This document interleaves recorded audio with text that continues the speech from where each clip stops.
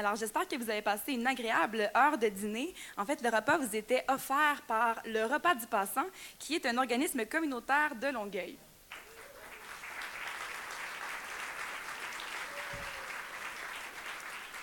Dans l'intervalle, on a également de nouveaux invités de marque qui se sont joints à nous. Alors, il me fait plaisir de vous annoncer la présence de Mme Martine Ouellette, députée de Vachon.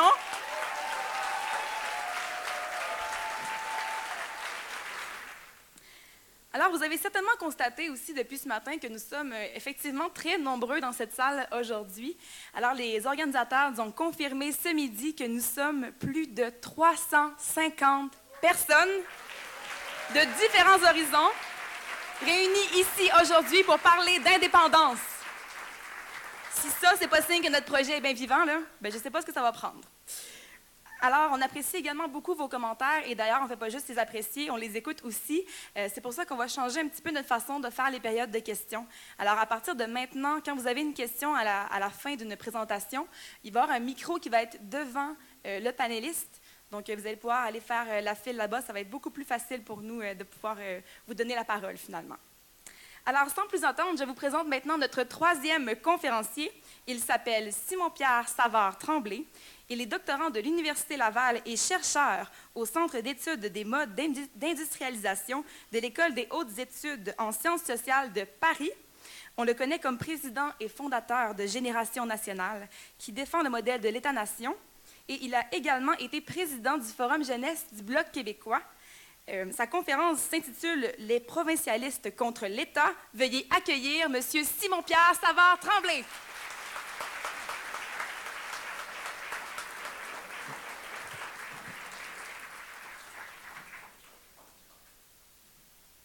Alors, bonjour tout le monde. Merci d'être là en si grand nombre. C'est toujours encourageant, effectivement, quand on constate qu'on n'a pas des salles vides, qu'il y a encore des gens qui sont prêts à être là, à se mobiliser en un dimanche comme ça. Je voudrais aussi remercier, avant toute chose, bien sûr, l'organisation du comté de Marie-Victorin qui m'a invité aujourd'hui. Ça me fait très plaisir d'être là, en espérant que vous avez apprécié aussi les présentations ce matin et que vous apprécierez les prochaines qui s'en viennent. Alors moi, j'avais décidé de vous parler, je réfléchissais un peu à un titre, je me suis dit les provincialistes contre l'État, mais je me disais, qu'est-ce que je veux dire, qu'est-ce que je veux traduire avec ça? Je dirais que le Québec est actuellement soumis à des élites qui sont provincialistes, mais qui paradoxalement nous parlent toujours du monde, de la mondialisation. C'est toujours ça leur grande obsession. Il faudrait à tout prix, pour être moderne, pour être pleinement intégré à cette mondialisation-là, un concept qu'on utilise de manière complètement floue, il faudrait à tout prix être prêt à sacrifier tout. À tout détruire, à tout mettre sur la table, et à nous dire maintenant que l'avenir, ce sont les vraies affaires, c'est la petite gestion à la petite semaine, que les vieilles affaires comme la question nationale, comme la langue, comme l'identité, comme la défense d'une économie authentiquement nationale, qui n'est pas dissoute dans ce magma-là qui est la mondialisation, seraient des choses du passé. D'ailleurs, c'était la ligne de François Legault, qui, là, semble-t-il, revient un peu en arrière, parce qu'hier, il a annoncé son nouveau slogan, qui est « On se donne logo ». Et puis, là, tout d'un coup, il nous dit tout d'un coup, la question nationale, finalement, c'est important. Bon, c'est un progrès, c'est un pas dans la bonne direction. En retournant à cette espèce d'autonomisme de façade-là, il ne retourne pas tant que ça en arrière, il tourne juste aux années du Plessis, pas plus loin que ça. C'est pas si pire. Puis, donc, mais qu'est-ce que c'est donc cette espèce de mondialisation-là qui nous est présentée comme une espèce d'obsession? Sur papier, c'est ni bon ni mauvais. C'est tout simplement, si on doit la résumer, c'est l'arrivée d'une nouvelle échelle géographique qui est le monde et une échelle au sein de laquelle on peut désormais percevoir une intensification des échanges. Mais la mondialisation, c'est aussi ce qu'on pourrait appeler une idéologie. Idéologie, parce que quand l'État-providence, qui est cette espèce de système-là, de large système aux fonctions sociales et compétences réglementaires, s'est mis à craquer, la mondialisation, c'est devenu le bateau dans lequel il fallait absolument sauter. On nous cassait les oreilles, il faut absolument que vous sautiez là-dedans. Vous avez beau pas trop savoir c'est quoi, allez-y, il faut se lancer là-dedans. Le vocabulaire, d'ailleurs, est central à cette patente-là, à cette bébelle-là, cette création un peu vague-là. Les élites de tout acabit vont toujours nous manier la rhétorique sophistique avec beaucoup d'ardeur pour transformer la régression en progrès et pour menacer les acquis au nom de cette modernité-là et du changement d'époque. Les effets de la mondialisation nous sont toujours présentés comme une occasion pour tous, Puis on récupère d'une certaine façon un imaginaire d'abondance, d'absence de limites, qui d'ailleurs était aussi présent dans le vocabulaire de l'ancien bloc soviétique. C'est toujours cette même idée d'un monde idéal et d'une direction logique de l'histoire. Donc, projet commercial, économique, financier, parce qu'on nous dit que c'est un projet où les marchés seront omniprésents, seront omniscients. Ce qu'on pourrait dire, c'est aussi une construction intellectuelle. Et c'est là mon point. C'est aussi une lubie idéologique. C'est aussi une posture sociale et une esthétique. La mondialisation, elle a son ensemble d'instruments, elle a sa réalité objective, autrement dit. Elle a son ensemble d'instruments, l'OMC, le FMI, la Banque mondiale, les instruments comme ça qui sont faits pour réguler en théorie, mais dans les faits accélérer ces changements globaux-là. Mais on ne pourrait pas limiter le sens de l'offensive à ce qui est imposé. Parce que c'est là que je fais le lien avec les élites provincialistes du Québec, c'est qu'une partie des actions des élites est librement consentie. Ce n'est pas seulement dans ce qui est imposé, il y a une bonne partie que c'est par eux-mêmes qui s'embarquent dans leur propre lubie, dans leur propre obsession. Autrement dit, c'est le propre de tout système que de savoir dépasser la seule dimension réglementaire et officielle pour implanter des catégories mentales et des schèmes de pensée. En plus, ce qui est important à savoir sur l'aspect économique, on a souvent l'impression que c'est peut-être les privatisations qui est la véritable menace à notre filet social et à notre État. C'est pas faux, mais il y a pire encore. C'est que depuis des années, depuis même, si on remonte vraiment à la loupe, depuis les années 90, l'État québécois est en train de se convertir à la pièce, à la logique du privé, dans des systèmes, dans des services qui demeurent publics, dans des sociétés qui demeurent étatiques. Donc, autrement dit, au-delà de la stricte dimension économique, le cadre global a aussi une espèce de culture sociale. Puis en ce qui concerne notre cas particulier, on exploite souvent abondamment la difficulté qu'a le Québec à assumer la transformation de son nationalisme en politique. On nous dit souvent on est nationaliste. Même Philippe Couillard dit qu'il est nationaliste. Ils disent tous on a une belle identité, on a une belle culture. C'est pour ça qu'elle est tellement forte qu'on n'a même pas besoin de la défendre d'aucune façon en utilisant notre État. C'est l'argument qu'on entend le plus souvent. Puis d'ailleurs, regardez, en 2012, le Québec a été le théâtre d'une grande crise concernant l'éducation. Puis, en réalité, on entendait souvent les partisans de la hausse des frais de scolarité nous dire « faut faire comme le Canada anglais, donc il faut les augmenter ». Oui, mais pourquoi faire comme le Canada anglais? Parce qu'il le faut, tout simplement. Si eux autres le font, c'est forcément bien. Alors, une grande partie des élites convergent vers cet objectif-là, qu'elles perçoivent comme un moyen et qu'elles ne perçoivent tout simplement pas du tout, qui est le démantèlement de ce qu'on appelle le modèle québécois, mais qui est en réalité le démantèlement de l'État-nation, qui se fait un peu partout en Occident. Donc ça, c'est véritablement d'imposer l'impuissance d'une nation en neutralisant ses instruments collectifs et en pervertissant la vision même qu'elle se fait de l'atteinte du bien commun. Ça amène même à une difficulté croissante à se percevoir comme une nation en bout de ligne. Mais la neutralisation d'une collectivité, la destruction de l'État-nation, elle passe par plusieurs étapes, et c'est ceux-là, plusieurs critères et plusieurs arguments, et c'est ceux-là qu'il faut apprendre à débusquer, puis ça va être très, très important. Critère numéro 1 pour neutraliser l'État-nation, c'est imposer l'impossibilité de déroger à un chemin prédéterminé.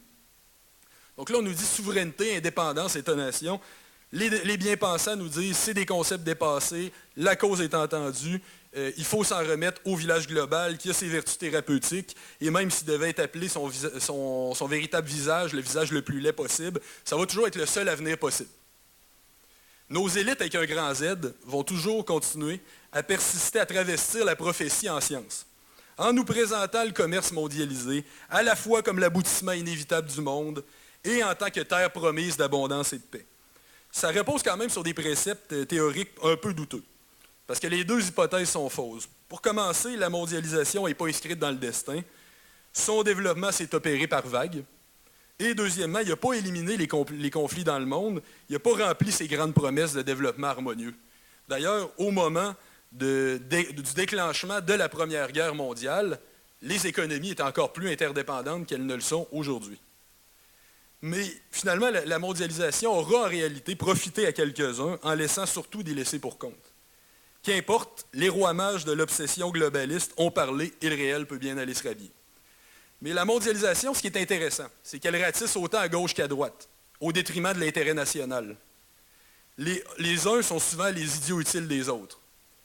Alors que les champions du dieu dollar sans frontières, parce que comment est-ce qu'une frontière pourrait arrêter le pouvoir divin, bien entendu, sont bien heureux de pouvoir embaucher des petits-enfants chinois pour produire des chandails au même prix qu'une arachide. Mais une partie de nos progressistes, eux, se retrouvent aussi dans cette mondialisation parce qu'ils voient un univers de possibilités où les limites du vieux monde sont enfin levées. Et quelles limites au juste? Celles qui sont avouées aux gémonies, c'est-à-dire les institutions traditionnelles, dont l'État-nation. Au Québec, le verdict est entendu. La question nationale est dépassée. L'heure est aux vraies affaires. Ça vous rappelle quelque chose? Et pourtant, on peut retrouver dans le passé plusieurs autres phénomènes semblables. Ce n'est pas quelque chose de nouveau, pas quelque chose d'exceptionnel. Mais la vérité, ça n'intéresse pas les idéologues. Vous, est-ce que vous seriez tenté d'aller à contre-courant de l'histoire avec un grand H? Pas moi, c'est quand même épeurant, n'est-ce pas? C'est ce qui mène un peu au critère numéro 2 pour neutraliser l'État-nation. C'est qu'il faut, ça c'est encore le lien entre gauche et droite, entre prétendu gauche et souvent prétendu droite, qui servent en bout de ligne les mêmes intérêts. Critère numéro 2, c'est d'entretenir une espèce d'esthétisme bien pensant pour camoufler les intérêts concernés.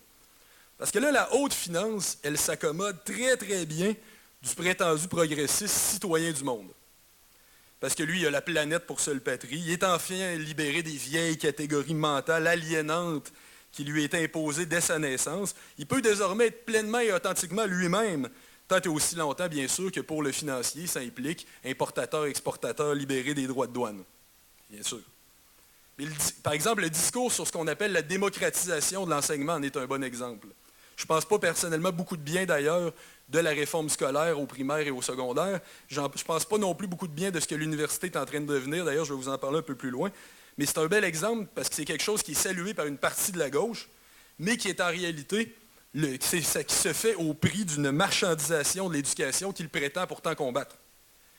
Vous avez là un peu les bons sentiments progressistes qui servent dans les faits un fonctionnement foncièrement capitaliste de l'éducation. C'est là la grande ironie de la chose, c'est que l'esthétisme progressiste, comme je l'appelle, s'est placé au service d'une globalisation marchande et financière qui n'a rien de social, mais rien de social. Et c'est une triste perspective pour l'idée même, pour le concept même de projet commun. D'ailleurs, le capitalisme mercantile n'a jamais su si bien s'émanciper des souverainetés nationales que lorsqu'il a adopté cet imaginaire symbolique-là d'une certaine gauche progressiste aussi. L'autre jour, j'ai vu un graffiti qui disait « Libérez-nous des frontières ». J'ai réfléchi toute l'après-midi, je ne savais pas si ça avait été fait par un militant d'extrême gauche ou par un économiste de l'Organisation mondiale du commerce.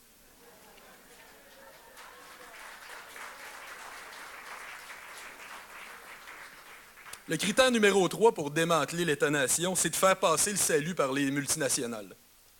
À l'heure actuelle, la véritable créatrice d'emplois au Québec, c'est la PME, la petite et moyenne entreprise. C'est elle qui stimule l'entrepreneuriat local et régional. Et lorsqu'une multinationale s'installe en région, notamment dans le commerce de détail, comme on le voit de plus en plus, ce n'est pas seulement les commerces locaux qui vont en souffrir, ça va aussi être les rapports entre l'offre et la demande qui vont être bouleversés.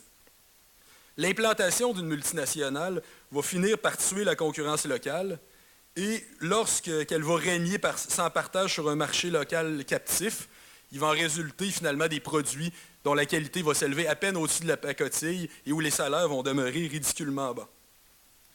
Puis d'ailleurs, là-dedans, la délocalisation est quelque chose auquel elle a souvent recours, alors que les conséquences pour une multinationale qui décide de délocaliser sont extrêmement faibles, voire inexistantes. Puis même si la délocalisation est souvent improvisée, même si elle va souvent compromettre la capacité d'innovation de l'entreprise, elle est un peu inhérente à la transformation du capitalisme en capitalisme actionnarial. Puis là, quand je parle des actionnaires, je ne parle pas de ceux que Yves Michaud défend depuis des années.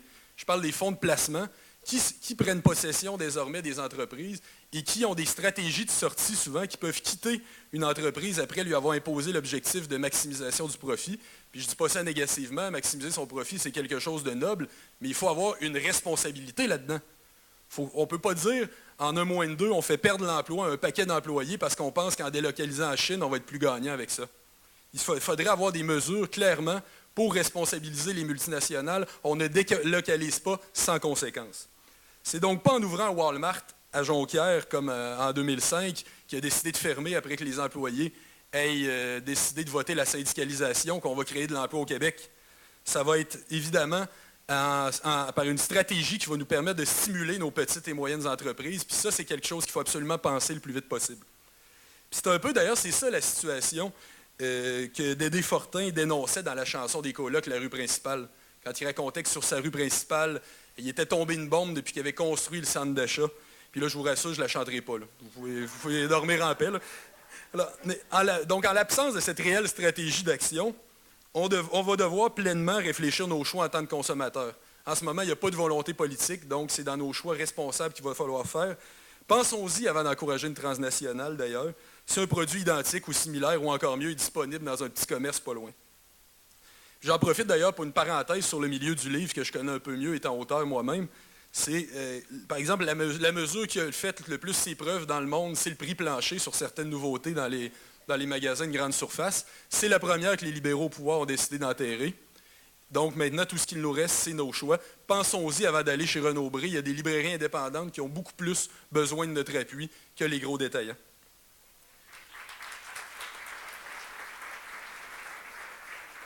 Mais les gros détaillants, ce n'est plus la seule réalité. Le capitalisme spéculatif, qui se veut sans frontières, c'est aussi l'essor des transactions en ligne sur Internet. C'est encore plus lucratif d'ailleurs à l'ère de l'instantanéité. C'est directement de l'entrepôt à chez vous, c'est livré à votre porte. Mais quand je vous parlais de sensibilisation plus tôt, on a tous des téléphones intelligents, du moins de plus en plus. Combien d'entre vous ont lu vraiment les conditions au moment de cocher, par exemple, si vous téléchargez une application qui calcule votre pouls en allant faire votre jogging? Combien d'entre vous ont véritablement coché, en cochant « j'accepte », ont véritablement lu les conditions, ou c'est écrit en petit que les données vont se retrouver quelque part en Indonésie ou en Chine, en possession de la multinationale? Bien, je dirais, penser la reconstruction d'une économie nationale au Québec, c'est aussi prendre en compte cet essor d'Internet-là, qui implique souvent le développement d'un type d'emploi qui sont hors du salariat et donc des manières de contourner en bonne partie nos lois du travail. Certaines transnationales, d'ailleurs, ont acquis un pouvoir immense. C'est d'ailleurs ce que Pierre Paradis nous a dit il y a quelques semaines en nous disant que Monsanto était rendue plus puissante que le gouvernement. Monsanto, l'entreprise de pesticides, plus puissante que le gouvernement. Certes, c'est un aveu d'impuissance, mais c'est quand même un aveu qui était embêtant pour le gouvernement. D'ailleurs, on ne l'a pas entendu depuis. Il a dû se faire un petit peu taper sur les doigts, le pauvre Pierre, là. Pauvre garçon. Mais c'est peut-être aussi, je me dis, le type s'est fait élire dans les années 80. Il était à l'époque où l'État du Québec voulait véritablement dire quelque chose. Pendant ces 10 ans, comme backbencher sous Jean Charest, peut-être ses sens étaient moins aiguisés. Il dormait peut-être souvent. Parce qu'il aurait peut-être constaté ce que l'État du Québec est en train de devenir, c'est-à-dire une succursale, ni plus ni moins. Puis qu'à cela ne tienne, c'est quand même quelque chose, quand on cherche une petite recherche de base sur Monsanto, on voit que si c'est devenu un État en lui-même, c'est un État voyou. Alors que cet État voyou-là soit capable de semer la pluie et le beau temps sur des puissances gouvernementales comme ça, il y a de quoi s'inquiéter, quand même. Ce n'était pas seulement une déclaration isolée, ça voulait dire quelque chose. Mais bon, regardez, écoutez, c'est pour les idéologues en culotte courte, néanmoins, on se demandera qui en veulent à la démocratie foncièrement. Une institution vouée au profit va toujours être meilleure qu'une qui est vouée au bien commun. C'est ça selon la logique. C'est ce qui mène au critère 4. Critère 4, qui est important pour perpétuer cette espèce d'état succursal, comme je l'appelais précédemment, c'est de former des élites de plus en plus apatrides en transformant le système de l'éducation en profondeur. Dans les années 70 et 80, le Québécois qui était, lui, en pleine émergence, puis on a réussi rapidement à prendre le contrôle, comme Québécois, d'une majeure partie de notre économie, chose qui nous échappait complètement à peine quelques décennies plus tôt. Mais là où le bas blesse aujourd'hui, c'est qu'on dirait qu'on n'a plus, au sein de l'élite économique québécoise, de vision d'international ou du bien commun. On n'a plus cette espèce de consensus-là. Le Québec ne bénéficie malheureusement plus d'une élite qui pourrait adhérer à un projet qui la servirait sur le long terme. Puis, c'est certain que quand on regarde ça, l'ouverture au commerce international profiterait à cette élite commerciale-là au Québec. cette élite économique-là. Mais puis ça lui permettrait de sortir aussi du cadre canadien. C'était le calcul de Bernard Landry et de Jacques Parizeau avec l'ALENA dans le temps. Sauf que pour s'embarquer là-dedans, il faut s'y préparer. Il faut avoir une vision, il faut avoir des conceptions. Puis, parce que quand on embarque là-dedans sans y être le moindrement préparé, c'est la dissolution absolue d'une petite économie comme la nôtre dans un grand marché. Puis, les jeunes gens d'affaires, malheureusement, sont formés dans des écoles qui... Vous savez, le HEC, par exemple, avait jadis été fondé par les Esdras Mainville, et puis un peu à côté, Édouard Montpetit à l'Université de Montréal, François-Albert Anger aussi. Il y avait toutes sortes de penseurs qui avaient pensé ce que la classe d'affaires devait faire au Québec. Aujourd'hui, on dirait que ces gens-là étaient complètement oubliés au sein des universités, que non seulement on les a oubliés, mais qu'on n'a jamais su c'était qui. On ne savait pas qu'ils existaient. Aujourd'hui, on a des espèces de gestionnaires au regard vide là, qui enseignent et qui ne jurent que par la balance commerciale avec la Chine, puis plus c'est loin, plus c'est exotique. C'est là qu'on en est rendu. Mais l'absence d'une école de pensée qui jetterait véritablement les bases d'une forme salutaire de néo-nationalisme économique se fait cruellement ressentir.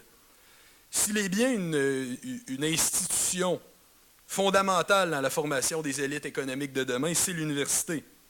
Mais les universités aujourd'hui, de plus en plus, je ne veux pas caricaturer, il y a encore beaucoup de profs très honnêtes, très voués par le bon sens, mais il y a une tendance néanmoins qu'il faut dénoncer. Et c'est l'obsession pour la position dans les grands palmarès. Mais en fonction de quoi elles sont cotées, les universités, je vais vous donner quelques exemples. Le classement de Shanghai, par exemple, lui, utilise 6 indicateurs, tous liés à la recherche, aucun à l'enseignement. À qualité égale, on va trancher en faveur de l'établissement où le nombre de chercheurs va être le plus grand. Celui du journal britannique Times Higher Education, lui, c'est l'enseignement et la recherche, mais aussi la réputation. Newsweek, qui a publié un seul classement en 2006, se base exclusivement sur les indicateurs de performance. Le Webometrics Ranking of World Universities, lui, s'intéresse à la visibilité et à la présence sur Internet des différentes institutions. Universitas 21, lui, se fonde sur 20 critères liés, évaluant l'investissement gouvernemental et privé, les retombées des recherches, la production de main-d'œuvre qualifiée répondant aux besoins du marché, les réseaux internationaux. Mais je vous gardais le meilleur pour la fin. C'est celui qui a le nom très français, situé à Paris, du Minds Paris Tech, qui, lui, évalue la force d'un établissement en fonction du nombre d'anciens étudiants qui sont devenus PDG d'une des 500 plus grandes entreprises au monde.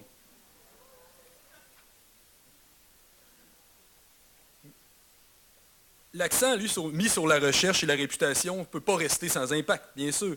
La dérive de l'université, c'est de transformer les programmes d'enseignement en véritables techniques. Aujourd'hui, il y a plusieurs manières, ça se réduit de plusieurs manières. On parle souvent d'abolir le savoir non utilitaire, donc les programmes non rentables. C'est quand même signe d'un déclin d'une société, ça, là. Aussi l'essor de la recherche subventionnée, qui s'illustre par les chaires. Donc, pour un certain nombre de professeurs qui tiennent à tout prix à être dans la communauté des grands chercheurs globaux, il vaut mieux être dans une chaire parce que ça réduit le nombre d'heures qu'on donne en classe. C'est une dévalorisation de l'enseignement, dévalorisation de l'éducation, parce que l'enseignement, maintenant, à 50%, il est donné par des chargés de cours au statut de plus en plus au statut complètement précaire, en fait, au statut précarisé. Il y a aussi la recherche commerciale. Ça, c'est quand une compagnie va sous-traiter à une université le mandat de nous faire une étude sur leurs produits. Et ce qui est dangereux là-dedans, c'est bien sûr que le risque est assumé par l'université. L'université offre ses locaux, offre ses services, et c'est la compagnie qui va posséder les résultats de la recherche. Donc, une compagnie pharmaceutique qui donne un mandat à une université, le chercheur, le professeur qui va en arriver à découvrir que le produit est dangereux ne pourra pas le dire parce que la propriété intellectuelle de la recherche appartient à la compagnie. Mais où est passée la vocation du professeur, du chercheur, qui est d'être indépendant d'esprit et de former en fonction de cette indépendance d'esprit-là? C'est très, très dangereux vers où on va. On nous dira bien sûr, parfois, qu'il faut faire ça parce que l'éducation, comme on entend souvent les partisans de la hausse des frais de scolarité nous dire, l'éducation est sous-financée. C'est faux. La recherche est très, très, très bien financée. C'est l'enseignement lui-même qui est sous-financé. Donc, une bonne réorientation des budgets ferait pas de tort. Et puis, je pense qu'il faudrait peut-être, rendu là, envisager comme société la gratuité scolaire, parce que c'est ça une véritable université.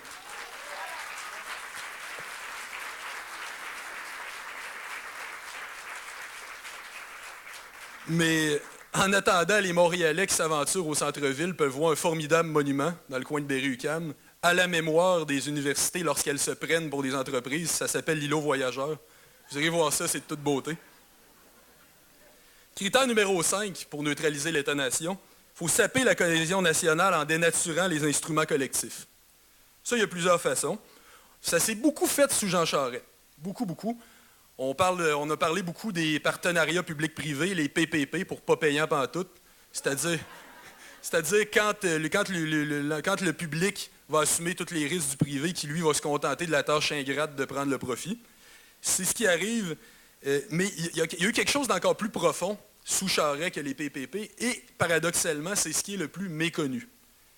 Vous savez qu'il y avait 21 sociétés d'État au début du mandat de Jean Charest, il y en a maintenant 20, parce que l'Investissement Québec a avalé la Société générale de financement. Mais en 2006, je réfléchis à comment vous l'expliquer. En 2006, la loi sur la gouvernance des sociétés d'État a été adoptée par le gouvernement Charest et modifiée constamment en 2007 et 2012 pour ajouter l'ensemble des sociétés d'État du Québec. Donc les 20 sont astreintes à ça. Alors, paradoxalement, qu'est-ce qu'il y a dans cette réforme-là? Il faut savoir que le grand paradoxe, c'est que les scandales du gouvernement Charest ont contribué par eux-mêmes à alimenter et à justifier son anti-étatisme. Parce qu'on a réussi tellement à créer l'image que l'État, c'est de vendre des montagnes à ses petits amis, c'est de nommer du monde, c'est de nommer des juges de notre bord, c'est d'avoir des petits contrats louches dans l'industrie de la construction. Donc là, on nous dit qu'il faut que l'État se retire de ces sociétés. Ce qui nous intéresse le plus là-dedans, c'est la réforme des conseils d'administration.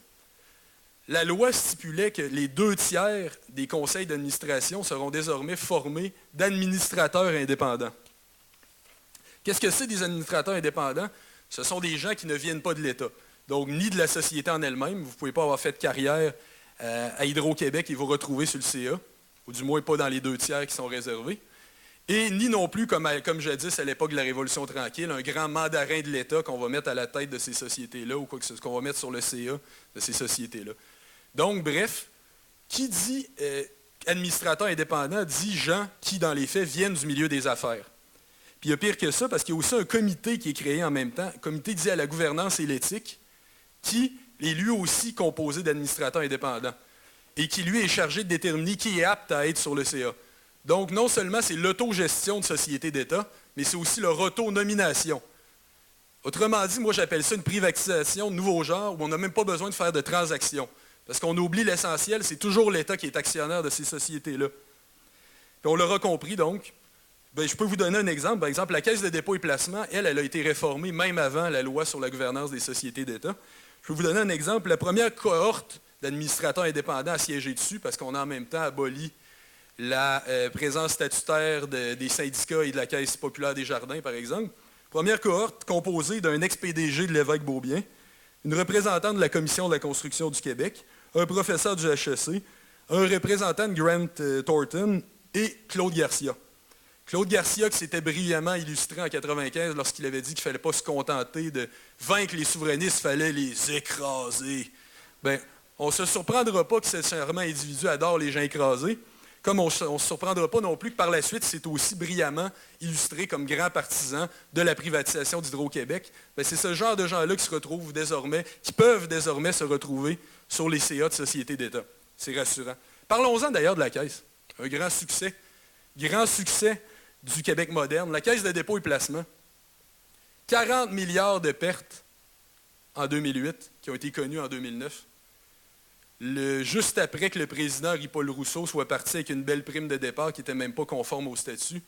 On a connu ça, le gouvernement Charest, je trouvais ça drôle d'entendre Jean Charest il y a quelques semaines dire qu'il était scandalisé que Jacques Parizeau aurait envisagé d'utiliser la Caisse de dépôt et placement advenant un oui au référendum. Parce que bien sûr, advenant un grand changement, ce serait un non-sens qu'on utilise nos instruments. C'est un non-sens, ça n'a pas de sens. Bien, ce même Jean Charest qui cause 40 milliards de pertes. 40 milliards, c'est du stock, c'est de l'argent, là. 40 milliards, enlever ça au budget de l'État du Québec, il n'en reste pas beaucoup. 40 milliards envolés, on ne sait pas où.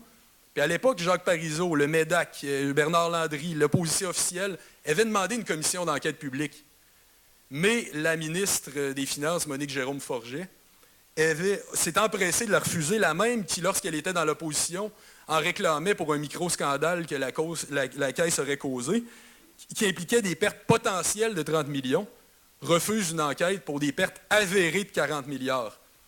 Bien, je vais vous dire, les zones troubles sont nombreuses, puis ça me mène à penser que la vraie enquête qui devrait être menée, c'est pas Bastarache, c'est pas Charbonneau, c'est la Caisse de dépôt et placement du Québec. Les autres, c'est des parades, c'est ça, et je pense que le Parti québécois devrait, quand il reviendra au pouvoir dans 3 ans, il devrait faire la lumière là-dessus. Les Québécois ont le droit de savoir.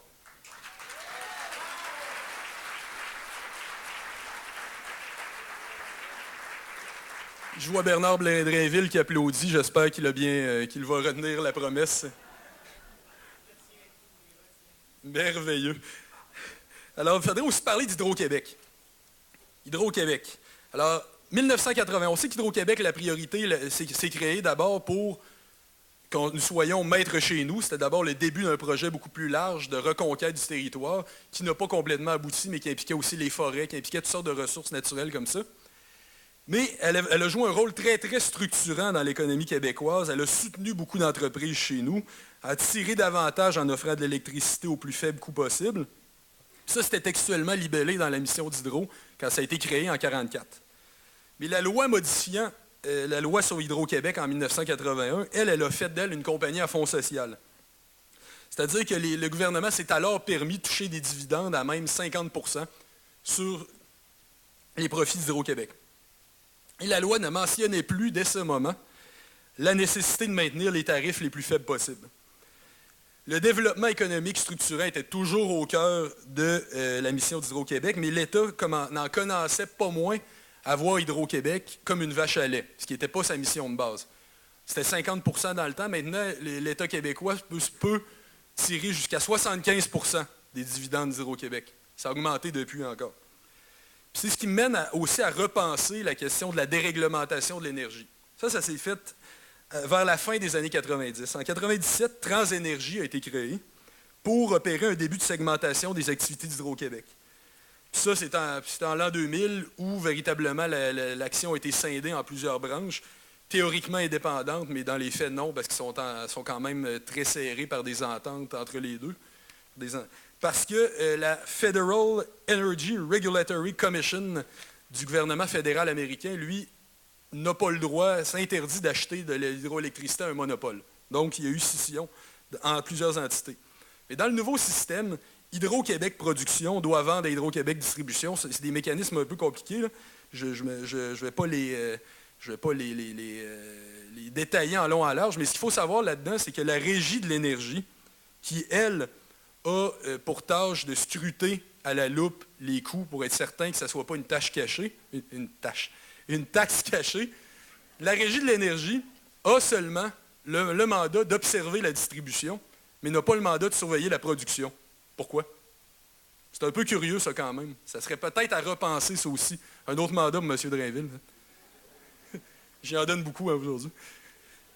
C'est un peu louche, ça, quand même. Mais là, on me dira peut-être, bon, une taxe, c'est pas la fin du monde, ça permet de financer les hôpitaux et les écoles. Oui, mais il y a d'autres manières de taxer, d'imposer de manière plus juste par les tarifs d'électricité, où on nous dira, c'est bien sûr, ce sont les plus riches qui payent le plus pour leur électricité, c'est vrai, mais la part de budget des familles les plus pauvres consacrées à l'hydroélectricité est plus forte quant à elle. Donc, il y a toutes sortes de manières de repenser la chose, de repenser les manières d'imposition et peut-être de savoir qu'est-ce qui se trame chez Hydro-Québec, bon sang. Puis aujourd'hui, la rumeur est désormais avérée aussi. Hein, on sait désormais que Hydro-Québec est mobilisé par le gouvernement québécois pour participer activement à la réalisation du fameux Plan Nord. C'est là qu'on en est rendu. C'est là qu'un instrument fait pour être maître chez nous va devenir désormais complice de notre dépossession.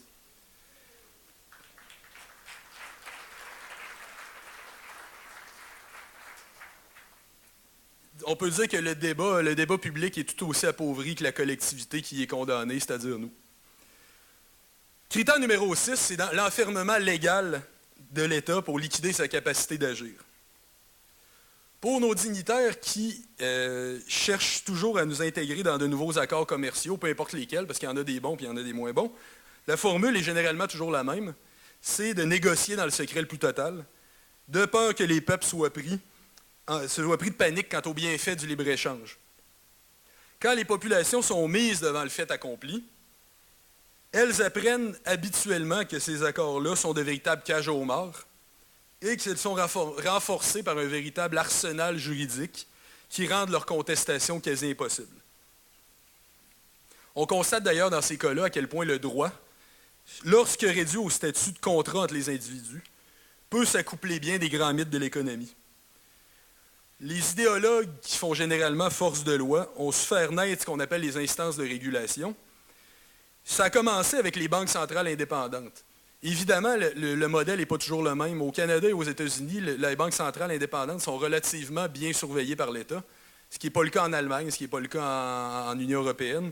Mais comment est-ce qu'on a pu faire en venir à cette idée que la monnaie, une question aussi importante, que la monnaie devait échapper aux élus qui sortent des urnes, sous prétexte que ça doit être les experts qui devraient être capables de comprendre ça.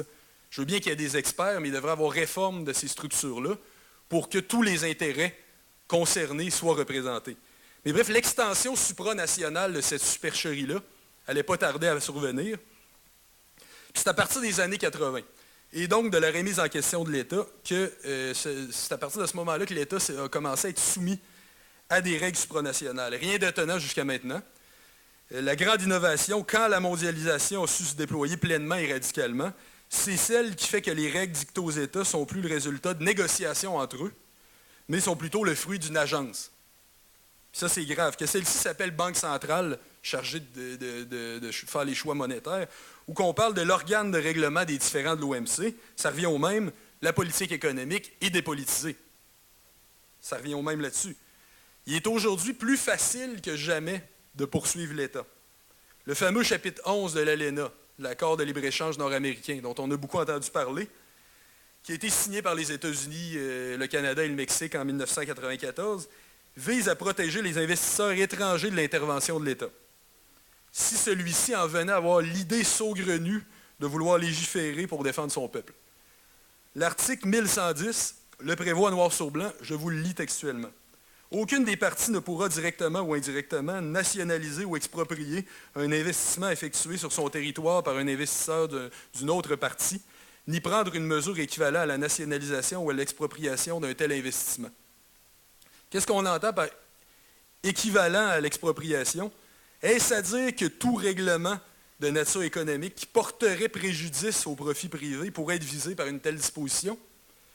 Bien, pire encore, l'article 303 du chapitre 3 de l'ALENA, lui, il interdit aux États de favoriser leurs propres industries d'une manière qui donnerait un avantage compétitif par rapport aux étrangers. Il devient donc illégal de chercher à favoriser les industries locales sans donner exactement la même chose aux investisseurs étrangers.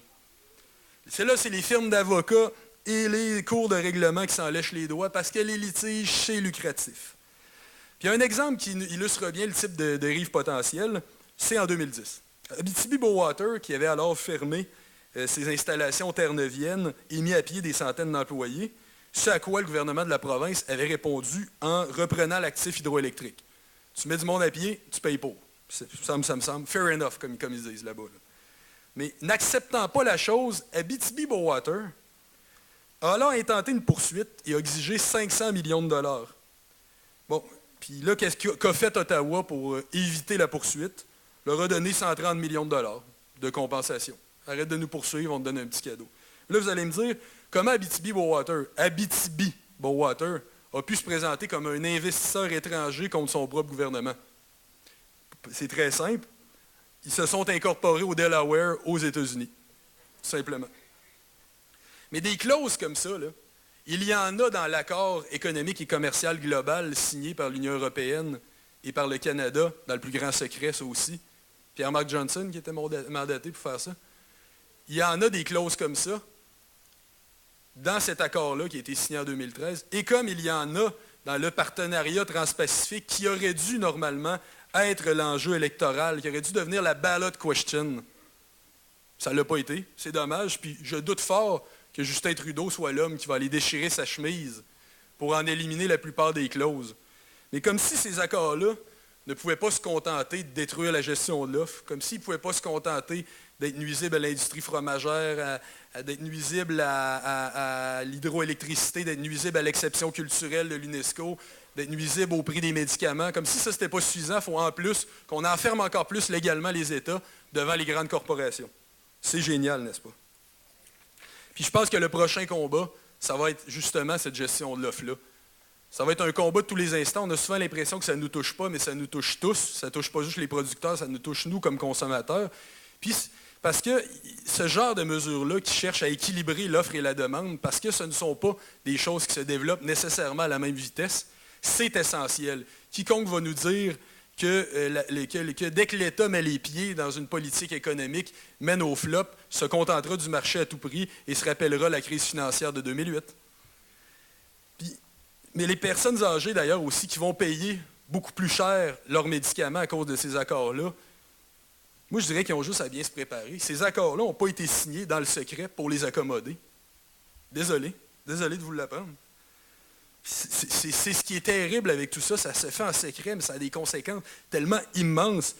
Puis, si jamais nous, comme peuple, comme nation, on était capable de véritablement réclamer un débat sur ces choses-là, de surveiller ça, mais on a tellement l'impression que c'est loin, que c'est abstrait, que ça se décide dans des centres de décision tellement éloignés de nous qu'on a l'impression que ça ne nous touche pas, mais ça a des conséquences réelles, concrètes, profondes, puis même à plusieurs égards insurmontables. Et c'est ce qui est triste là-dedans.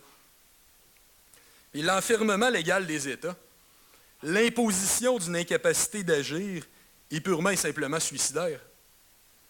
Dans les années 20, je vais vous donner un exemple. L'Autriche, elle, a voulu renforcer la réputation de sa monnaie.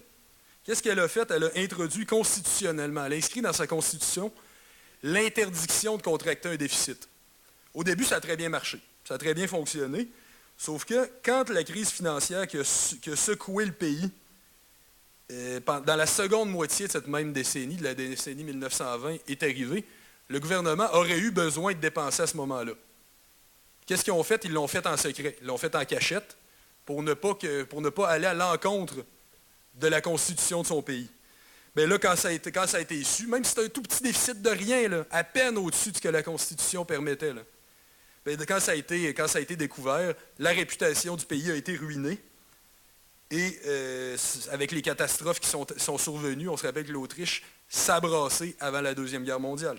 Mais la morale de cette histoire-là, c'est qu'il ne sert à rien d'écouter ces idéologues patentés-là et d'enfermer l'État dans des règles qui en limitent la capacité d'agir. La bonne politique économique d'aujourd'hui, ce n'est pas nécessairement celle de demain. L'État, s'il y a un changement de situation, un changement de contexte, l'État va avoir à corriger le tir extrêmement rapidement si la trajectoire prévue devait changer. Puis ça, la capacité d'agir, la capacité de réagir, ça s'appelle une chose, la souveraineté. La souveraineté de l'État, un concept qu'on nous dit qui serait chose du passé, c'est encore pourtant tellement essentiel. Ça devrait tellement être le combat moderne par excellence à l'heure où le bateau de la mondialisation coule.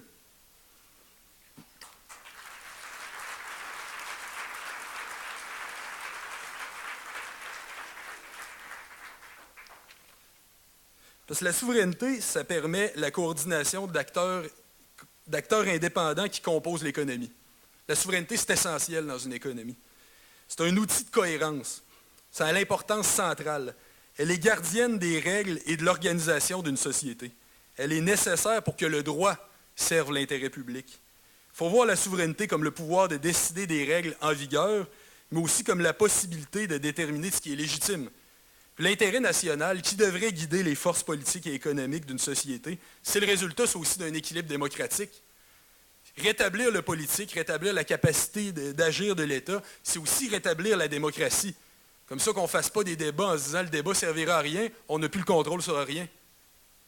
C'est aussi ça. On sait pertinemment que la position commune d'un peuple sur un enjeu peut évoluer et même changer du tout au tout. Ça arrive régulièrement.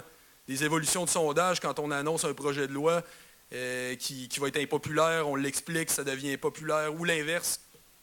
Ça arrive tout le temps. Mais c'est là, justement, qu'il est majeur que la souveraineté de l'État soit là pour qu'on puisse corriger le tir, pour qu'on puisse agir, pour qu'on puisse mettre en vigueur une loi et être capable de l'abolir 2 ans après si c'est une catastrophe.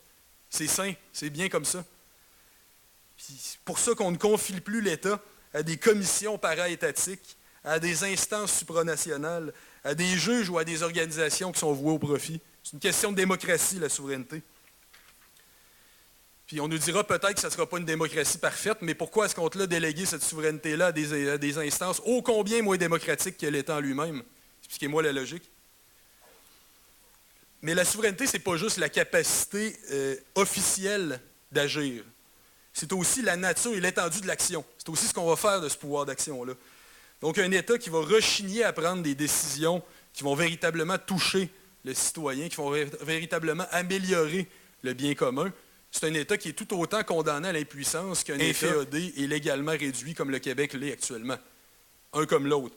Mais là, on me dira, j'ai fait une démonstration à la fois des coups fourrés qui ont été faits pour à la fois changer l'utilisation de cette souveraineté-là et la limiter sur papier. On me dira, même si on améliorait le plus possible la direction qu'on a en tant que province avec le gouvernement provincial, ça va toujours bien rester un gouvernement provincial qui va être quand même enfermé par le cadre légal du fédéral. Bien entendu! C'est évident, c'est pour ça qu'il faut réagir. Puis il est loin d'être certain que nos derniers rendez-vous avec l'histoire au Québec, nous, ont été réglés là-dessus. Je pense que comme le chantait Félix Leclerc, peut-être que les vergers sont mûrs. Les fruits sont mûrs dans les vergers de notre pays, vous ne pensez pas? Mais ça...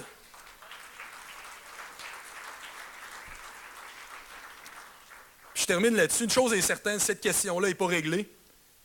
Quand on nous fait mondialisation versus souveraineté, c'est tout à fait vrai. Il faut l'assumer. Il faut assumer qu'on va aller à contre-courant de l'histoire et arrêter de se faire dire que les frontières, c'est méchant, les frontières, c'est le passé. Je termine là-dessus en vous disant qu'une frontière, ça peut avoir beaucoup d'avantages, comme de bloquer un pipeline. Je vous remercie.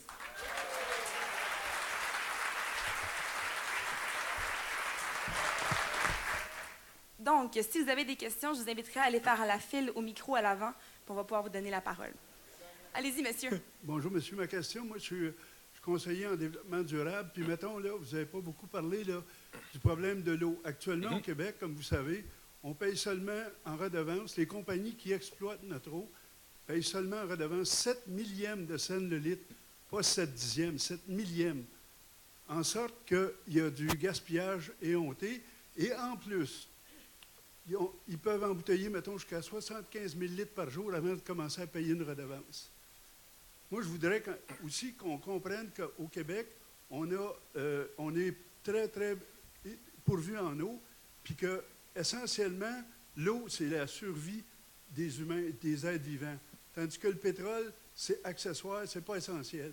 Puis là, actuellement, il va falloir regarder dans la mondialisation comment valoriser notre eau, puis diminuer le gaspillage, puis profiter pour que les Québécois puissent profiter de cette valeur-là, mais aussi dans les ententes internationales, il y a justement le même problème que le bois d'œuvre, là, de risquer de payer des pénalités si on ne la laisse pas à des prix usuels. Je vous remercie. Je pense que votre intervention ne mérite pas de réponse. Je pense que vous avez bien expliqué la problématique. Je vous en remercie.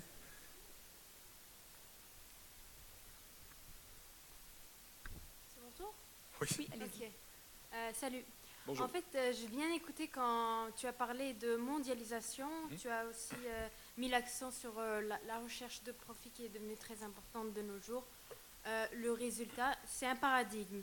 Et ce paradigme, il est adopté dès la scolarisation en fait, de la personne. Tout à fait. Alors, que penserais-tu de un peu changer de paradigme par un changement dans le système d'éducation? C'est un système qui est encore très axé sur les résultats. On le voit surtout avec des choses comme la cote R. C'est très axé sur l'individu. Est-ce que tu ne proposerais pas davantage d'évaluer selon la conscience sociale, les résultats évidemment, mais aussi la capacité à s'adapter, la capacité d'apprendre à apprendre? Ça pourrait former des citoyens un peu plus ouverts, moins axés sur le profit et le résultat. C'est évident que dès la petite école maintenant, et encore plus, peut-être pas encore plus, mais à l'université, ça se traduit d'une autre manière, il y a une marchandisation du savoir. Les entreprises n'ont pas fait main basse dans les faits sur les écoles primaires et secondaires, contrairement aux universités, mais il y a quand même un changement de la culture pédagogique qui vise exclusivement presque à former ce qu'on appelle des citoyens, à entendre des consommateurs, à entendre des gens qui vont avoir une importance sur le marché du travail. Mais il y a quelque chose aussi qui devrait s'appeler le savoir, qui devrait s'appeler les connaissances. Qu'est-ce que la compétence sinon une connaissance à usage pratique, d'ailleurs? Il ne faudrait peut-être pas faire une opposition entre les deux, mais être capable de réhabiliter cette chose-là qui est le savoir, et oui, un savoir qu'on qualifierait de traditionnel. Mais oui.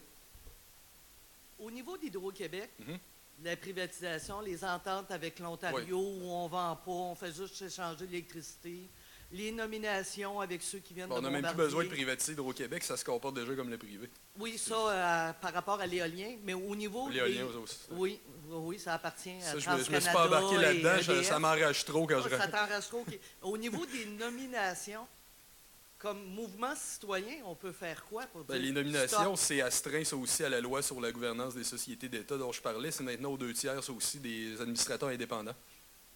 OK, fait que C'est- même si ça nous appartient, on n'a plus un mot à dire. Ben, sur papier, c'est flou, mais dans les faits, il y a toutes sortes de comités, sous-comités qui font qu'il y a une dynamique d'autonomination. Vous savez, comme à l'université, quand le corps professoral décide de qui sera le prochain professeur embauché, il amène le document au directeur, au recteur, pardon, le recteur signe, même si en théorie, c'est le recteur qui décide.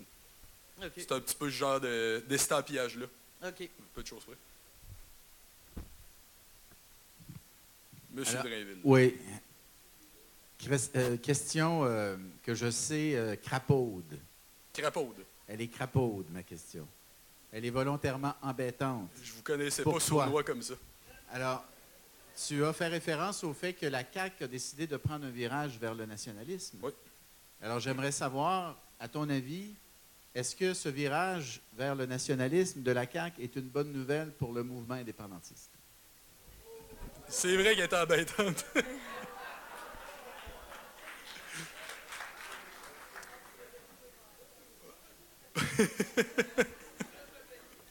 Alors, c'est sûr qu'on est toujours content quand un parti se rapproche du nationalisme. C'est toujours un pas dans une bonne direction. Je serais même content de voir Couillard redevenir une position à la Bourassa. On serait tous heureux, je pense. Ça n'arrivera pas, là. Mais maintenant, c'est de voir, est-ce que la CAQ va s'orienter vers des gestes concrets? Ils ont parlé du lieutenant-gouverneur, bien qu'à cause de leur bonne job de com, on a plus retenu leur plagiat du document de Gilles Laporte. Comme on a plus retenu leur document plein de fautes hier que leur nouveau logo. Ça, je ferme la parenthèse. Je dirais qu'il faudra voir, est-ce que c'est des gestes concrets ou est-ce que c'est encore des mandats complets de quémandage de demandes? Et surtout, la question fondamentale, est-ce que si on se fait dire non, qu'est-ce qu'on fait? Puis ça, c'est la question à laquelle Legault va avoir à répondre. Jusqu'à date, il continue à dire qu'il voterait non à un référendum. S'il y a un changement de paradigme, je serais prêt à en discuter. S'il y a un changement de paradigme là-dessus, si on en vient à dire on va faire un programme de demande d'autonomie, puis et si ça ne marche pas, on se retournera vers une autre option, je dirais, ils sont de bonne foi. Ils ont quand même un seuil de rupture. Je jugerais du sérieux de leur démarche. Sans croire en leur démarche, je la trouverais sérieuse. Or là, elle ne l'est pas à l'heure actuelle.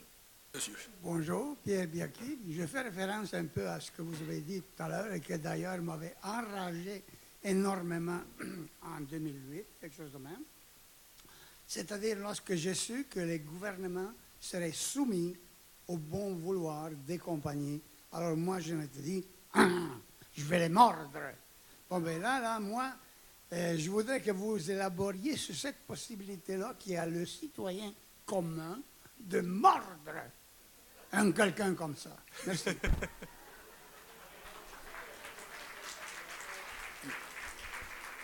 Donc, vous me demandez la capacité qu'a le citoyen à mordre.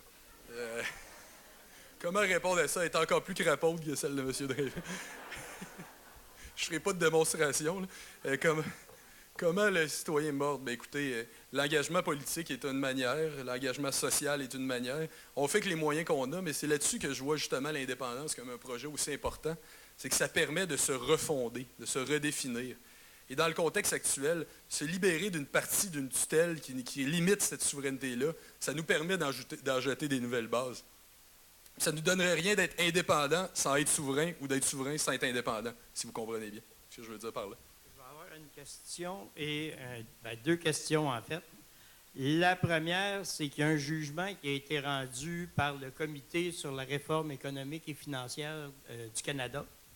Et cette réforme, ce jugement-là qui a été obtenu par Roger Galati, qui est un avocat de l'Ontario, et fait en sorte qu'en 1974, Pierre Elliott Trudeau aurait confié aux banques privées le soin d'emprunter l'argent pour les besoins de l'État, ce qui a eu pour effet de créer la dette qu'on a présentement, les intérêts de la dette qu'on a présentement, et qui a eu aussi pour effet, en contrepartie, d'appauvrir l'ensemble des Canadiens et Canadiennes et des Québécois, Québécoises, des provinces ou de l'État du Québec, parce que la loi 99 nous permet de le faire, c'est marqué à déterminer. J'ai décidé que je le déterminais, que je voulais de même.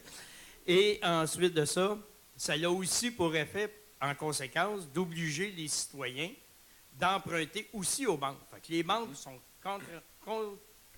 totalement gagnantes dans ça, et le peuple est totalement perdant dans ça, et le Québec et le Canada aussi est perdant. Donc, dans un contexte où il y a collusion entre l'économie et le politique, ce que vous expliquez tantôt, je suis tout à fait d'accord avec ça, et dans le contexte des chaires à l'université, quand c'est des chaires appliquées, souvent, ils vont donner de l'argent pour être capable d'avoir le nom et de pouvoir faire de la recherche. Quand c'est des recherches fondamentales, là, ils n'ont pas d'argent, philo, sociaux, toutes les sciences humaines ou à peu près. D'une part, il y a cet élément-là. Deuxièmement, un des éléments qui ressort, qu'est-ce que vous allez en penser là, de ça? Ça va être c'est ma question.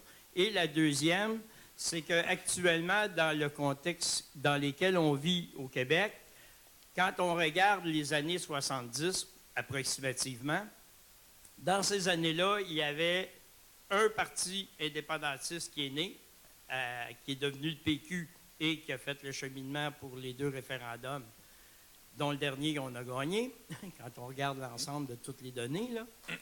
Et le second, c'est les recherches qu'on a, le référendum qu'on a gagné, excusez, j'ai un blanc, là, et le...